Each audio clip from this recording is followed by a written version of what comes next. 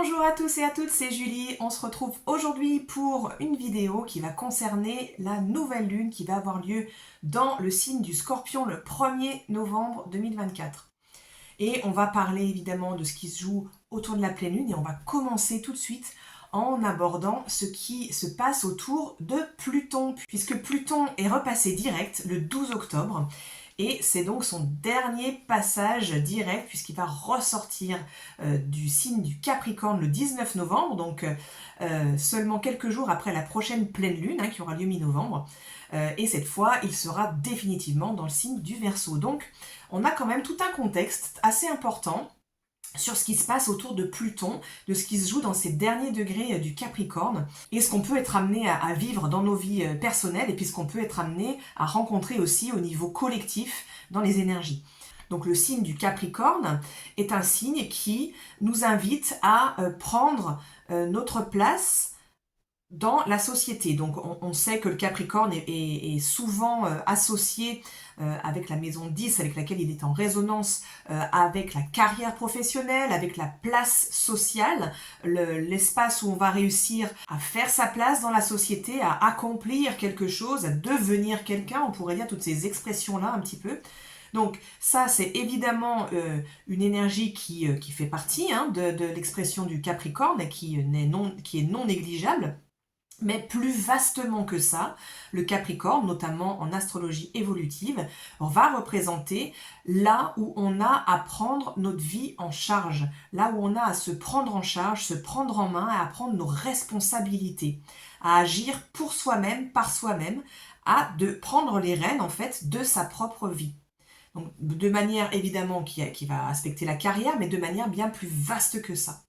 Et ici, en fait, Pluton dans le dernier degré du Capricorne, eh bien, il vient faire le dernier passage, il vient racler les derniers espaces où on n'avait pas encore été explorés, ces espaces de nos vies où on n'est pas en train de se prendre en charge, on n'est pas en train de prendre nos responsabilités et qu'on est en train de laisser ça à quelqu'un d'autre ou à quelque chose d'autre et pour alchimiser tout ça, pour nous amener à nous remettre en souveraineté, en position de dirigeant, de dirigeante dans certains espaces de nos vies ou de manière plus globale. Et pour ce faire, il va nous confronter à des distorsions, en fait, des distorsions sociétales, des distorsions dans des questions de pouvoir, avec Pluton notamment, mais aussi avec ces questions hiérarchiques, les notions de supériorité, infériorité, dans les distorsions de la notion de hiérarchie. Donc ça peut être toutes ces questions-là qui vont être ramenées dans différents pans de notre vie, et qui vont nous confronter à ces espaces-là et à ces questions-là, qui sont restées en suspens pour le moment et qui sont prêtes à être alchimisées. Donc en fait, Pluton, il va nous mettre devant tout un tas de situations où dans nos vies, dans certains pans de nos vies, on va laisser l'extérieur décider pour nous. L'environnement décider pour nous. Cet environnement, ça peut être des personnes, une personne ou un groupe de personnes, ça peut être des organismes, ça peut être des situations où en fait, pour ne pas se mettre en décisionnaire, en place de décisionnaire dans notre vie, pour tout un tas de raisons qui vont être différentes pour chacun, eh bien, on va laisser l'autre prendre la décision ou laisser l'autre prendre la responsabilité pour nous, à notre place. Donc là, vous voyez que c'est des espaces où on n'est pas en train de se mettre en co-création, des espaces où on est en train de se mettre en collaboration, mais des espaces où on est en train de se décharger d'une certaine responsabilité de notre vie ou d'un pan de notre vie pour laisser décider la vie ou quelqu'un ou un organisme, etc., etc. Donc le Capricorne, l'archétype du Capricorne, et notamment de Saturne qui est son régent, c'est l'archétype aussi de la structure. C'est ce qui va, comme on en a pu en parler un certain nombre de fois déjà, structurer la société, structurer le groupe pour qu'ils puissent fonctionner ensemble. Ça, c'est son aspect sain, mais on voit très vite les distorsions, les dérives qu'il peut y avoir lorsqu'on est dans des modes de régence qui ne sont pas sur un plan d'égalité, un plan d'équité. Donc c'est les structures extérieures, donc dans la société, ça peut être dans le monde du travail, ça peut être dans la famille, etc., dans tout un tas de domaines. C'est ce qui régit, c'est la structure, mais ce sont également les structures interne, en fait, comment moi je me structure. C'est-à-dire ce qui fait que on tient debout au sens propre, parce que corporellement parlant, le Capricorne et Saturne représentent les os dans le corps humain. Donc vous voyez, c'est ce qui fait que on n'est pas comme un ver à ramper par terre, mais qu'on peut s'ériger, tenir droit et avancer à partir de cette position de verticalité. Au sens figuré, c'est ce qui fait que on se tient debout quoi, dans sa dignité, dans sa force en fait, hein, dans sa puissance. Ce concept de structure dans ce sens figuré-là aussi.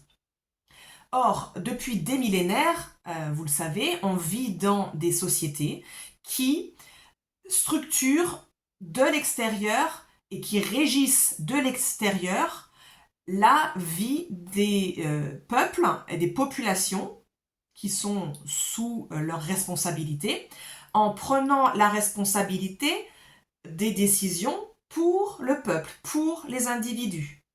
Donc on est dans un mode décisionnaire descendant et donc une responsabilité descendante en fait, donc une structure descendante et extérieure. Donc dans ces sociétés, les instances dirigeantes se posent en figure d'autorité pour les personnes, pas simplement dans un mode de structuration de la société, mais dans une idée de décider à la place des populations là où il faut aller, là où il est bon d'aller, là où il n'est pas bon d'aller, pour résumer. À tel point que il y a eu une sorte d'annihilation graduelle de la puissance personnelle, puisque toutes les décisions, la majorité des décisions, pour régir et diriger les vies sont prises de l'extérieur et de manière descendante. C'est donc l'environnement culturel, sociétal, religieux, scientifique, financier qui régit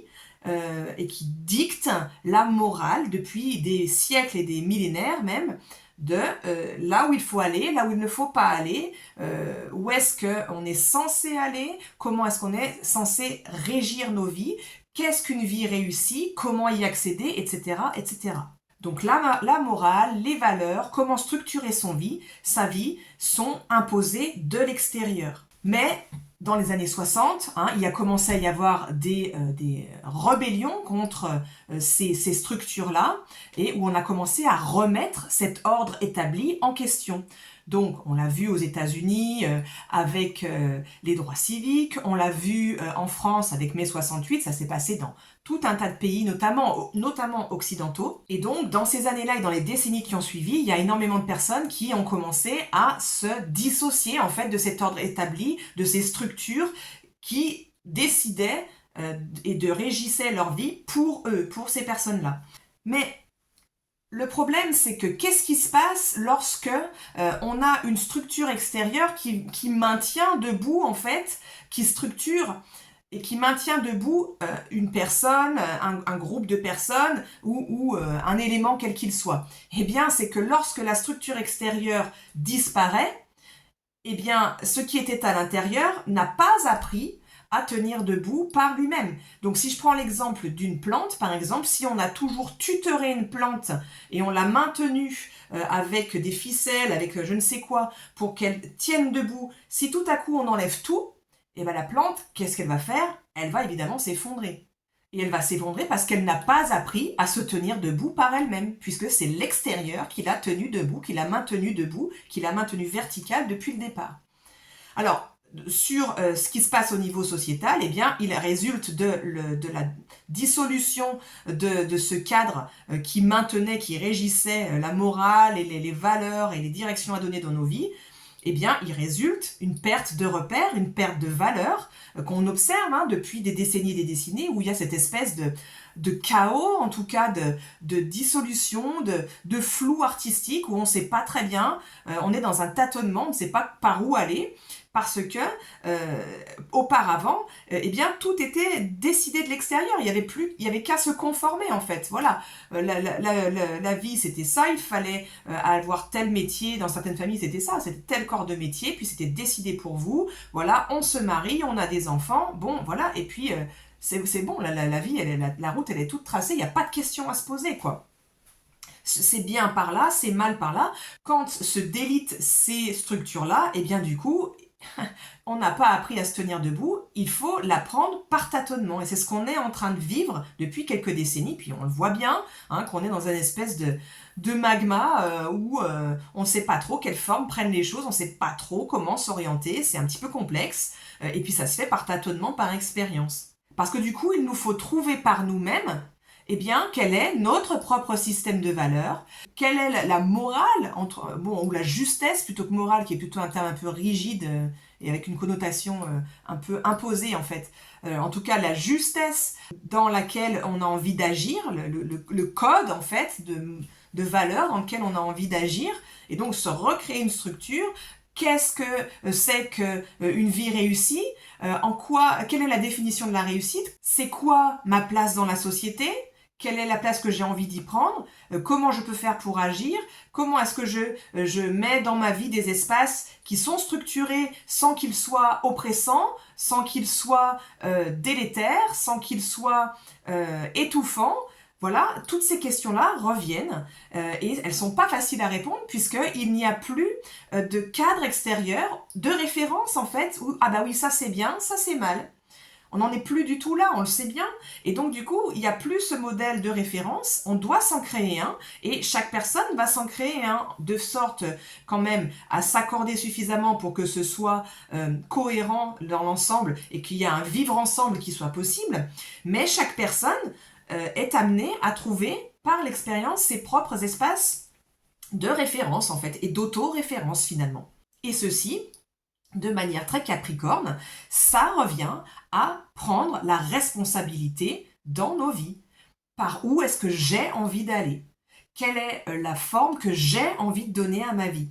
Dans quelle direction j'ai envie d'emmener mon chemin professionnel, personnel, sentimental, financier? C'est moi qui prends ces décisions-là. Quels sont les ingrédients de la réussite? En quoi je vais pouvoir avoir décidé que là, ouais, ma vie, elle est réussie? Et là, je suis plus en train d'attendre de l'extérieur qu'il me dise si c'est bon ou pas, par où il faut que j'aille. C'est moi qui suis en train de me remettre derrière le volant de ma propre vie. Et c'est moi qui suis en train de prendre les rênes. Donc en fait, ici, tous les espaces où on attend encore que ce soit l'autre qui décide pour nous, et notamment quand on est dans des espaces de difficulté, ce qui est le cas pour quand même une majorité de personnes dans un espace ou un autre de la vie, où on peut avoir tendance, quand on est en difficulté, en vulnérabilité ou en détresse, de se dire, ben, il va bien y avoir une personne ou une instance qui va m'aider, qui va me sortir de là. Pourquoi? Parce qu'on sort de siècles et de millénaires où c'est l'extérieur qui venait nous aider, c'est l'extérieur qui venait décider pour nous. Donc ce truc-là, il est engrammé quoi, dans nos cellules, dans notre ADN. Et donc à déprogrammer, bah, ça prend du temps. Donc on peut avoir encore tous et toutes certains espaces dans notre vie où on attend que l'autre décide pour nous, que l'autre prenne la décision pour nous. Ça peut être en procrastinant, ça peut être en se positionnant de manière complètement impuissante et en attendant de l'extérieur qu'ils prennent la décision pour nous, qu'ils viennent nous sauver, entre guillemets. Tous ces espaces-là, en fait, où on est en train de laisser notre pouvoir personnel à l'extérieur, où on est en train de donner notre responsabilité à l'extérieur, et ce faisant, on est en train de donner les clés, en fait, d'un certain espace de notre vie à autrui. Voilà, tous les espaces où on attend que autrui vienne solutionner un problème pour nous ou nous prendre en charge. Et là, ça ne fonctionne jamais en fait. On voit bien que quand on est dans ces espaces-là où on a pu être en grande détresse et qu'on avait besoin que quelqu'un d'autre vienne nous aider, eh bien c'est typiquement les moments où personne ne se présente. Pourquoi? Parce qu'en fait, on n'est pas en train de se prendre en charge dans cet espace-là. On est en train de passer de manière non dite, dans le non-verbal et également aussi dans l'énergie, le message à autrui en fait, dans ce pan-là de ma vie, moi, je ne veux pas prendre la décision de par où je vais. Je veux que quelqu'un vienne prendre la décision pour moi. Bien sûr, c'est inconscient, hein, on n'est pas en train de dire volontairement, sciemment ça, mais en se disant, en se posant en « Ah, mais là, c'est vraiment un espace difficile dans ma vie, il faut que quelqu'un vienne m'aider », il y a un truc où on est en train de se décharger de notre responsabilité et de dire à l'autre, viens prendre la responsabilité de ma vie là. Vous vous doutez bien, si vous entendez ça de l'extérieur, que qui est-ce qui va accepter de prendre cette responsabilité-là pour la vie de quelqu'un d'autre? Ça va pas être les personnes droit dans leurs bottes, quoi. Ça va être des personnes qui veulent bien prendre un ascendant sur l'autre. Donc on va attirer ce genre de personnes-là, au pire, ou personne du tout, au mieux, dans ces espaces-là. Pourquoi? Parce qu'en fait, c'est des espaces où il y a un moment, on va être obligé d'être face au fait que c'est à nous de prendre notre propre charge, de prendre notre propre responsabilité, d'être en dirigeant, de se poser en dirigeant de nos propres vies. Capricorne. Et ça, c'est l'expression saine du Capricorne. On n'est pas là, je suis pas du tout en train de dire que je me prends en charge pour dominer, hein, ça c'est la distorsion, mais pour prendre ma propre responsabilité. Prendre mes décisions, les décisions qui m'incombent, pas attendre que ce soit l'environnement qui les prenne pour moi ou l'environnement qui me prenne en charge. Sinon, je ne peux pas m'étonner qu'il y ait des situations tordues, des personnes tordues qui rentrent dans ma vie, puisqu'en fait, je leur laisse les clés, en fait. Je leur donne les clés de ma vie en faisant ça. Donc voilà, donc c'est pas agréable à regarder en face, mais Pluton, il nous met en face de ça. Donc pour ça, il va nous mettre face à des situations au boulot, dans notre vie privée, dans notre vie sentimentale, dans notre vie familiale, avec les administrations, avec je ne sais quoi, qui vont nous mettre face à ça, en fait. Et la question, c'est comment tu te prends en charge là? Comment t'attends pas que ce soit l'extérieur qui te prenne en charge? Ou si, puisqu'on peut se retrouver avec le Capricorne face à des instances qui régissent certains pans de nos sociétés et où on peut se retrouver face à un refus ou à un mur, quoi, où on nous entend pas, où on essaie d'exposer quelque chose et alors là, on se retrouve face à un mur, comme je pense que c'est arrivé à tout le monde, un jour ou l'autre face à une administration. C'est comment je laisse pas décider pour moi, en fait.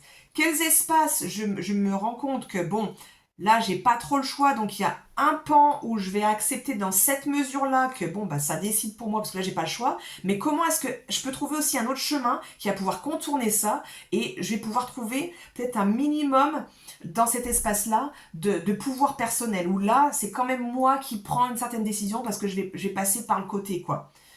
Et je vais dire non à cet espace-là, ou alors je vais trouver une solution extérieure qui va me permettre de me détacher de la dépendance à ces instances-là, par exemple.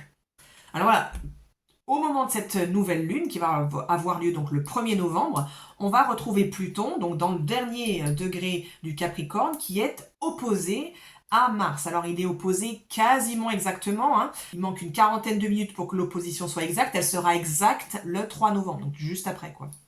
Mais on a cette opposition qui est en train de s'intensifier parce qu'elle arrive vers son exactitude là.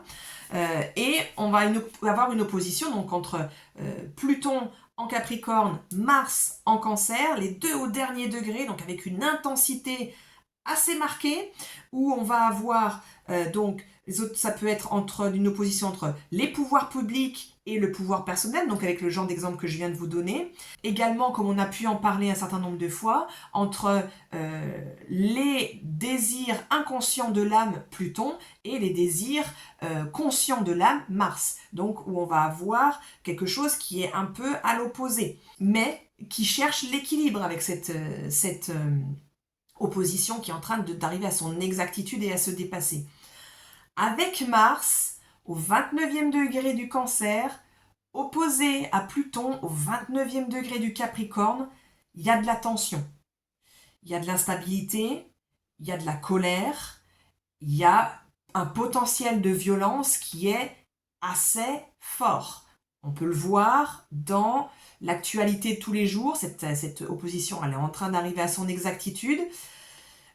C'est tendu, il y a de la violence, il y a de la rancœur, il y a de la revendication, il y a vraiment de la colère et un potentiel vraiment explosif qui peut être là.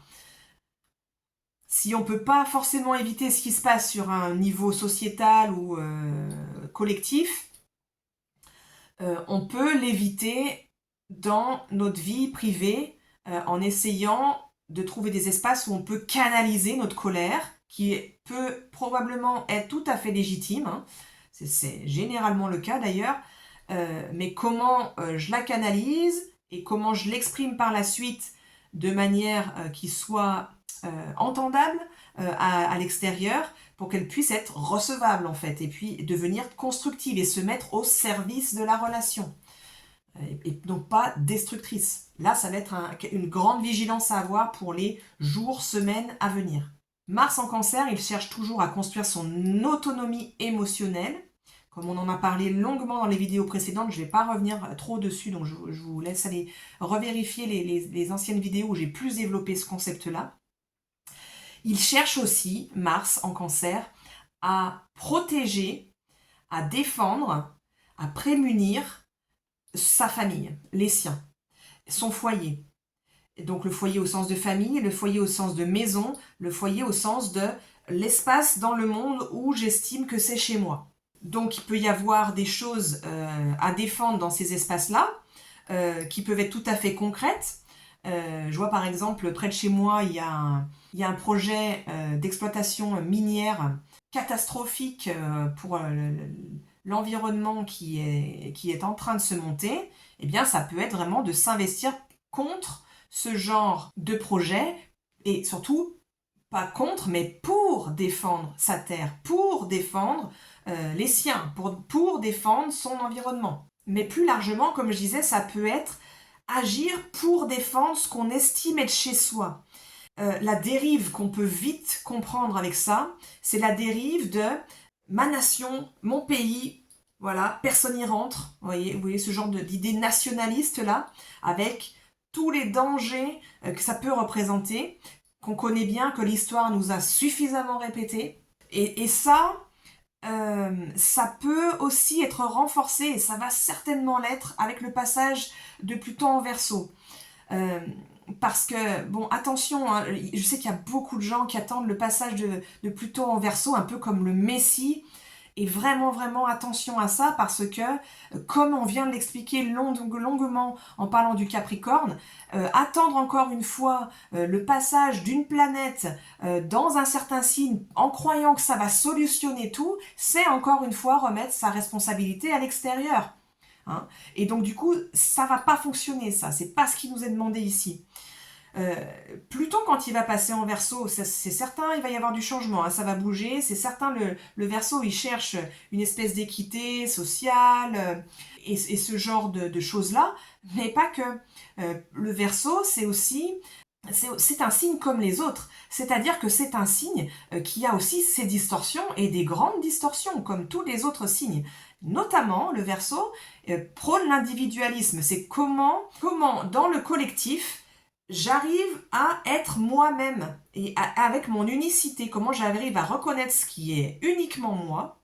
Donc c'est le processus d'individuation qui est mené à son terme avec le Verseau, et comment j'arrive à être avec les autres, mais en tant que moi, dans mon unicité, avec ma singularité. Et en général, je vais essayer de trouver dans le monde des personnes qui vont me ressembler, qui vont avoir les mêmes valeurs, les mêmes façons de penser, les mêmes orientations que moi. Donc bon, ça, quand c'est modéré, c'est très bien. On trouve des personnes avec qui on est en résonance, et puis ça crée les fondations solides sur lesquelles on peut s'appuyer pour aller dans le monde et puis aller vers d'autres espaces, quoi. Mais quand ça se rigidifie, et c'est complètement possible ici avec le Verseau qui est un signe fixe, notamment un signe fixe d'air, donc de mentalité fixe, eh bien, ça peut se rigidifier en « ok, ceux qui sont comme moi, c'est très bien, mais alors les autres, ils restent tous à l'extérieur ».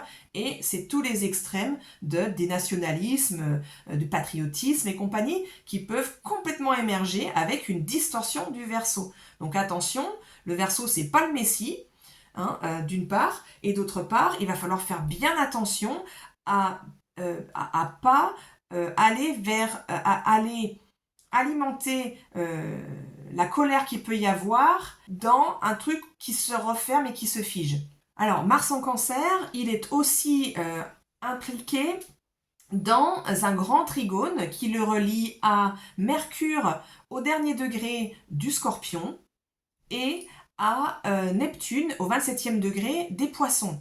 Donc les 3 signes d'eau sont à nouveau reliés avec des planètes différentes de la dernière fois. On retrouve l'eau qui est extrêmement présente, y compris dans l'actualité, hein, encore une fois, mais d'une manière différente. Et ici, avec ce Neptune rétrograde pour la dernière fois, dans les derniers degrés des Poissons qu'il régit, on vient ici revisiter et lever le voile avec Neptune rétrograde, lever le voile des illusions, lever le voile les rideaux de fumée sur des très anciennes blessures. Et on lève le voile dessus pour les laisser aller.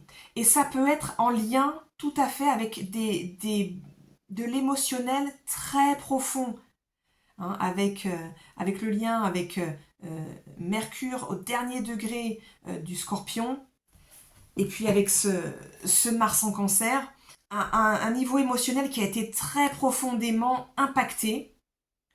Et notamment avec Mercure, ça peut être impacté par le biais d'endoctrinements de très longue date qui ont impacté, qui se sont tellement figés que ça a figé l'émotionnel sur certaines questions et ça a impacté profondément l'émotionnel sur des thématiques telles que, avec le Scorpion et avec Mars, la sexualité, le pouvoir personnel, l'argent. Donc on peut avoir ici des choses qui vont revenir à la surface, qui peuvent être par le biais d'événements ou pas, ça peut être tout à fait par le biais d'émotions qui remontent à la surface, on ne sait pas pourquoi, ou de rêves aussi avec Neptune, c'est possible aussi. Des choses, ou des souvenirs, des mémoires qui reviennent comme ça à la surface, où on va avoir un flot émotionnel qui remonte très fort pour libérer, quoi. Pour libérer des idées avec ce Mercure, hein, qui ont pu être figées dans notre système de fonctionnement mental et complètement rigidifié, quoi, et qui ont besoin de ce flot émotionnel pour se dégeler en fait finalement et pouvoir être guéri et être laissé aller. Donc toujours à la lumière, hein, de ce retour direct de Pluton, on a cette nouvelle lune en Scorpion qui est régie par Pluton, hein, puisque Pluton est le régent du Scorpion. Donc cette nouvelle lune qui se retrouve également conjointe à Junon, qui elle est sur la fin du signe de la Balance, mais néanmoins conjointe, même si avec un orbe large, je ne sais jamais si on dit un orbe ou une orbe, enfin bref, un orbe large, mais tout de même en conjonction, et le tout en trigone à Saturne, qui est rétrograde dans le signe des Poissons. Donc ici, on a en fait quelque chose qui vient nous appeler, dans ce contexte d'empuissancement avec Pluton, à un mariage alchimique intérieur. En astrologie énergétique, le Scorpion, c'est le mariage, et notamment le mariage alchimique ici, notamment avec évidemment la présence de Junon en conjonction avec le Soleil et la Lune. Le Soleil et la Lune, mariage alchimique de nos polarités féminines, masculines, yin et yang. Donc ici, c'est comment je me métamorphose, Scorpion, en intégrant la totalité de mes parts et de mes polarités, en cherchant la transcendance, hein, avec le trigone, avec le Poisson, en restructurant mon intérieur, avec le trigone à Saturne, par rapport à mes polarités yin et yang, et mes parts intérieures. Et on cherche ce mariage alchimique dans le but de retrouver cet empuissancement-là. C'est-à-dire que pour retrouver notre puissance d'action, pour notre rôle de dirigeant, on ne peut pas être scindé et divisé dans 10 000 directions différentes à l'intérieur, et il y a besoin de retrouver une cohérence intérieure pour pouvoir allier toutes les forces vers une même direction.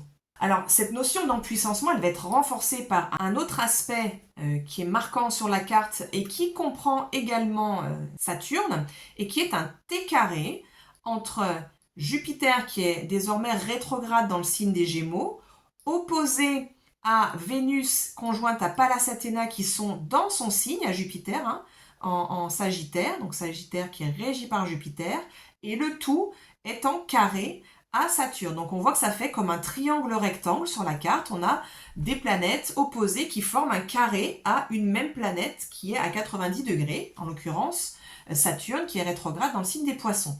Donc ici, Jupiter, il va aller dans le sens de cette remise en question avec cette alchimisation, mais lui sur un autre mode, puisque Jupiter, qui représente notamment notre système de croyances, vient de passer rétrograde dans le signe des Gémeaux, c'est-à-dire qu'il vient revisiter et remettre en question ce système de croyances par rapport à l'archétype Gémeaux, c'est-à-dire au mental, au cerveau gauche, quoi. Le Gémeaux, c'est le cerveau gauche, pour être très caricatural et très résumé. Le cerveau gauche, Mercure et les Gémeaux, cerveau droit, Jupiter et le Sagittaire. Donc Jupiter, notre système de croyances, va venir remettre en question ici comment on reçoit l'information, quelles informations on reçoit, qu'est-ce qu'on en fait de ces informations, comment on leur a permis de nous structurer finalement notre système de croyances, et peut-être qu'il y a des choses qui ne sont pas vraiment justes, pas vraiment vraies, et ça peut être l'occasion ici avec Jupiter rétrograde en Gémeaux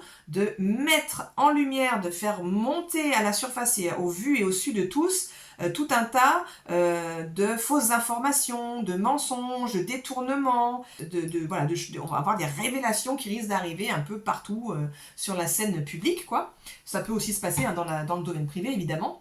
Mais en tout cas, de manière plus générale, puisque c'est quand même ouvert sur l'extérieur, le Gémeaux, de manière vaste, c'est ouvert sur le monde, eh bien, qu'est-ce qu'on a pu recevoir de l'extérieur comme information qui nous ont permis de nous structurer et de nous structurer un système de croyances finalement par rapport à des informations qu'on a cru juste reçues de l'extérieur, et qu'est-ce qu'on garde pas en fait, qu'est-ce qui est faux ou avec lequel bah non, en fait, j'adhère pas du tout à ce truc-là, bon bah je prends pas, je laisse finalement, tac tac tac, ça va être tout ce système-là qui va se mettre en place là. Donc cette grosse remise en question-là, elle se retrouve en opposition à Vénus, qui est en conjonction balsamique. La conjonction, elle n'est pas tout à fait exacte, c'est-à-dire que Vénus est en train de finir son cycle d'évolution par rapport à Pallas Athéna, hein.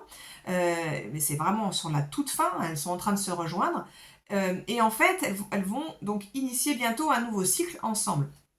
Elles sont dans le signe du Sagittaire, et donc on a cet archétype du féminin, Vénus, et cet autre archétype du féminin, Pallas Athéna, qui représente, elle, Athéna, donc c'est la déesse non seulement de la guerre, mais surtout de la sagesse. Donc c'est une femme puissante qui va mettre en avant sa féminité, la puissance du féminin, mais pas par la guerre et par l'aspect belliqueux comme le ferait Mars, hein. Même si c'est la déesse de la guerre, elle ne prône pas le fait d'être belliqueux et de rentrer dedans, mais c'est une gestion du conflit qui est sage. C'est surtout la déesse de la sagesse, hein. Elle est représentée par une chouette, notamment Athéna.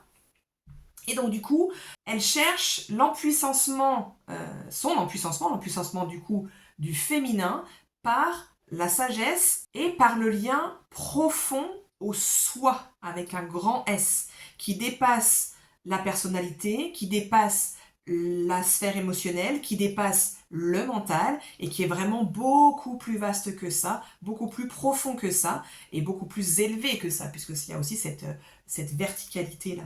Et elle cherche donc du coup à retrouver sa place juste, sa place puissante, en regardant à l'intérieur pour pouvoir trouver ce grand axe de reliance au soi. Donc voilà, donc on voit bien que c'est pas la guerrière rentre dedans. Ici, ça va être comment le rapport au féminin, dans son expression naturelle, c'est-à-dire des lois naturelles, le lien avec les lois naturelles, hein, avec le Sagittaire ici, via la remise en question des systèmes de croyances, comme on vient de le dire, mais aussi du rapport à l'intuition et de la quête d'idéal, en fait, avec cet archétype du Sagittaire et de Jupiter. Donc cet empuissancement, via ces remises en question-là, d'une part, et d'autre part, la restructuration, hein, avec le carré à Saturne, qui est en Poisson, la restructuration du rapport au grand tout, à la spiritualité et à la part d'elle, hein, de Pallas, qui dépasse, qui transcende la partie incarnée, quoi, finalement. Donc comment tout ça, cette restructuration-là et ces remises en question-là, vont pouvoir donner naissance à un modèle féminin qui est beaucoup plus dans sa puissance et dans sa puissance juste. On voit bien que c'est pas dans le rentre-dedans, dans la revendication, hein.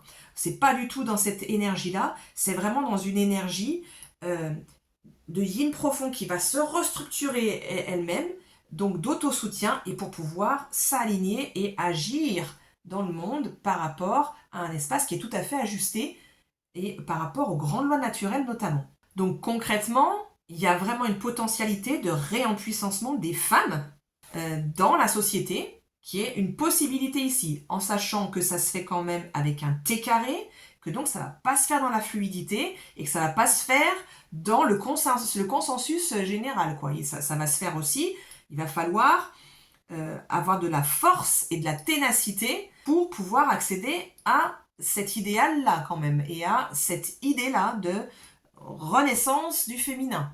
En sachant que l'élection présidentielle américaine approche et qu'elle aura lieu quelques jours seulement après cette nouvelle lune, elle va être empreinte de ces énergies qu'on vient de développer là. Donc, qu'est-ce que ça va vouloir dire dans ce qui va se passer ? Est-ce que ça va vouloir dire que la représentante féminine des candidats à la présidence va pouvoir obtenir cette place-là de dirigeante dans la justesse ? C'est une possibilité, en sachant que, quoi qu'il arrive, il y a aussi à prendre en considération que tout ça, ça se joue avec quand même un Pluton au dernier degré du Capricorne, avec opposé en Mars au dernier degré du Cancer. Bon, on a quand même toutes les distorsions patriarcales qui sont bien remises à l'avant de la scène du coup politique pour le coup, hein, qui sont bien présentes. Bon, ça peut aller dans les deux sens. Qu'est-ce qui va prendre le dessus sur l'autre ? On ne sait pas, quoi qu'il en soit. Je pense que ce qu'on peut dire avec clarté, c'est que quelle que soit l'issue de cette élection, de toute façon, ça va impacter ce qui va se passer mondialement pour tous les pays, ça c'est certain, et que quelle que soit l'issue, ça va être compliqué, ça va amener une période qui va être compliquée. En sachant que même si c'est la candidate démocrate qui remportait les élections aux États-Unis, au vu de la virulence de l'opposition, il y a peu de chances que ça se passe quand même de manière fluide, douce et sans vague, quoi. Donc l'avenir nous dira ce qui va ressortir de tout ça. En tout cas, on a vraiment ici une potentialité et une proposition forte ici de nous libérer des structures extérieures sur lesquelles on s'est appuyé, peut-être de trop, et qu'il est temps de se mettre debout par nos propres moyens dans tous les domaines de nos vies que ça peut impacter.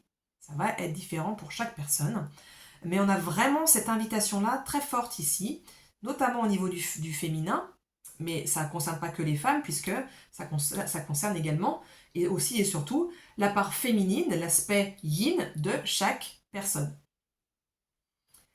Voilà, on a encore une période qui risque d'être assez tumultueuse, mais en tout cas qui est riche en potentiel évolutif qui nous attend. Dans ce tumulte et dans ce trouble, je vous souhaite de pouvoir vous orienter au mieux avec le maximum de sérénité possible, et de justesse et de droiture. Et prenez bien soin de vous et de vos proches, et je vous dis à bientôt pour une nouvelle vidéo.